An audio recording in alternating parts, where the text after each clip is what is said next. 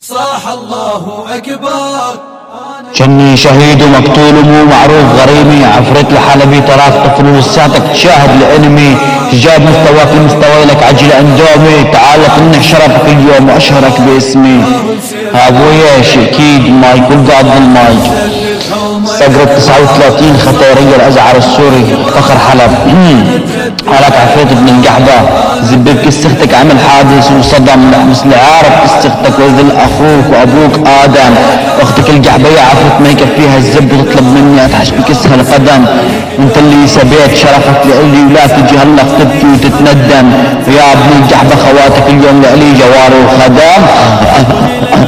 يا ابن القحبة تعال عفريت شيل اختك اشوف من اول ظهر صابتها عله، والصياحة عب الدنيا وجمت علينا كل خلق الله والمله، اسمح لي يا عفريت العب بزاز اختك كرت سله، شبيك لك طياد اخت الزقوم بالعراق يعني مدري بالحله، يا اخو القحبه قل لي شبعت ولا لسه من المزله، عارف كس اختك جواد صعب.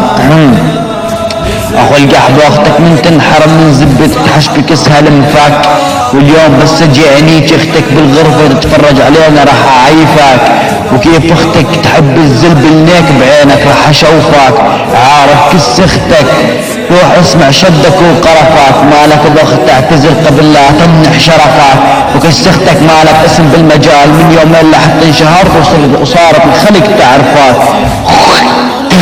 ديلك يا اخو القحبة معروف انا الضابط انت واحد عندي من الجنود، شبيك كنت ترجف لك عجيب ذكرتني بالاهبل مسعود، حاج تسوي بيها بطل الخضوع للفروخ تعطيهم وعود، تراك الفرخ وطيز لا تخليني اجيب ابني رد عليك طبعا ولادي جود، تراك عار على اهل حلب روح اعتذر ولا تسوي بروح اختك شادود، وعلى سيرة اختك فديت طيزها وفديت الخدود.